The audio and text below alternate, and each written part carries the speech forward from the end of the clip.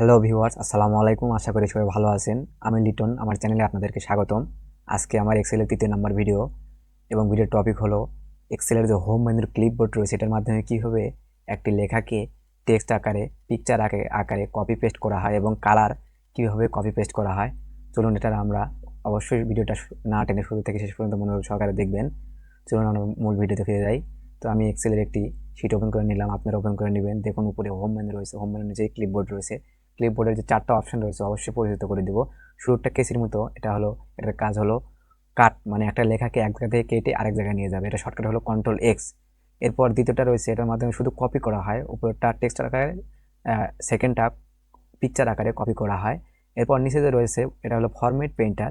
এটার মাধ্যমে কালার এক ঘর থেকে কপি করে আরেক ঘরে, এক্সেল থেকে কপি করে আরেক সেলে নিয়ে যাওয়া হয় কালার।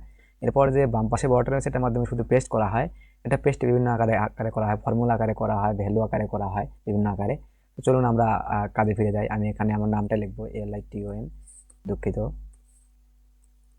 আমার নামটা লিখলাম। এখন এই নামটা আমি কাট করে অন্য ঘরে নিব।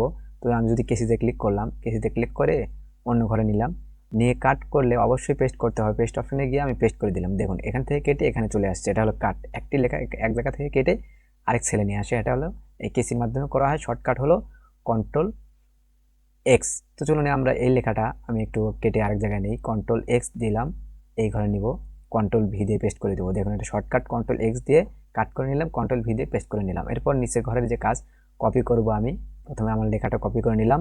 এরপর আমি পেস্ট অপশানে ক্লিক করে দেখুন বিভিন্ন অপশান রয়েছে, পেস্ট, শুধু পেস্ট, এরপর ফর্মুলা পেস্ট, এরপর রয়েছে ফর্মুলার নাম্বার ফরম্যাটিং, এরপর কিপ সোর্স ফরম্যাটিং, বিভিন্ন অপশান রয়েছে। পেস্ট শুধু ভ্যালু আকারে পেস্ট হবে। এখানে পেস্টের বিভিন্ন অপশান রয়েছে, পিকচার আকারে পেস্ট হবে, এটা পিকচার আকারে পেস্ট হবে, এটা পেস্ট লিঙ্ক আকারে এটা পেস্ট হবে, এটা ফরম্যাটিং হবে। তো আপনারা এগুলো বিস্তারিত দেখে নেবেন, চেষ্টা করবেন নিজে নিজে, আপনারা অবশ্যই পারবেন। তো আমি দ্বিতীয়টা যে কপি অ্যাজ পিকচার, এটার মাধ্যমে আমি দেখাবো। কপি অ্যাজ পিকচার করলাম, অ্যাজ শোন অন স্ক্রিন, এটা এভাবেই থাকবে, পিকচার এভাবেই থাকবে। ওকেতে ক্লিক করব। তো আমার একটা পিকচার আকারে অলরেডি কপি হয়ে গেছে।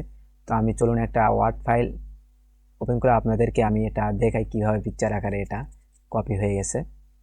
এখানে পেস্ট করব, কন্ট্রোল ভি যাবে। দেখুন আমার এখানে পিকচার আকারে লেখাটা এখানে চলে আসছে। তো আমি চাইলেই এই লেখার ভেতরে আর কোনো কিছু লিখতে পারবো না, বাইরে লিখতে পারবো, কারণ এটা একটা পিকচার, এতটুকু একটা পিকচার। তো এটার মাধ্যমে আপনারা চাইলে একটা লেখাকে কপি করতে পারেন পিকচার আকারে এবং পেস্ট করতে পারেন পিকচার আকারে। এরপর আমি এরপর দেখাবো নিচেরটার কাজ। নিচেরটার নাম হলো ফরম্যাট পেইন্টার। তো আমি সাপোজ এই একটা সেলে একটা ইয়েলো কালার নিলাম, আমি এই ঘরে ইয়েলো কালারটা করতে চাচ্ছি। তো আমি এখানে ক্লিক না করে এই কালারটাই আমি এখানে করতে চাচ্ছি। ইয়েলো না, আমি অন্য যে কোনো একটা কালার নেব। সাপোজ আমি এই কালারটা নিলাম, এই ঘরে এই কালারটা নিলাম, আমি এই ঘরে আবার একই কালার করতে চাচ্ছি। তো চাইলে আপনারা এখানে এই ঘরে ক্লিক করে এখানে ফরম্যাট পেইন্টারে ক্লিক করবেন, করে আবার অন্য যে কোনো ঘরে ক্লিক করে একই কালার চলে আসবে। আমি যদি হলুদের উপরে ক্লিক করি দেখুন ওই কালারটা চলে আসবে। আমি যদি আবার অন্য কোনো ঘরে ক্লিক করি তাহলে এই কালারটা চলে আসবে।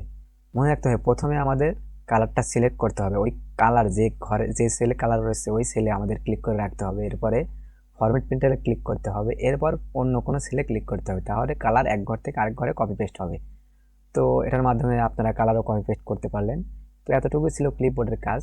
আর পরবর্তী ভিডিওটিতে আমি হোমের যে ফন্টের যে অপশান রয়েছে সেটা আপনাদের সামনে উপস্থাপন করব। তো অবশ্যই পরবর্তী ভিডিও পাওয়ার জন্য আমার এই ভিডিওটা মনোযোগ সহকারে দেখবেন শুরু থেকে শেষ পর্যন্ত এবং সাবস্ক্রাইব করে রাখবেন যেন নতুন ভিডিও আপনারা পেয়ে যান। সবাই আমার জন্য দোয়া করবেন, সবাই ভালো থাকবেন, ধন্যবাদ।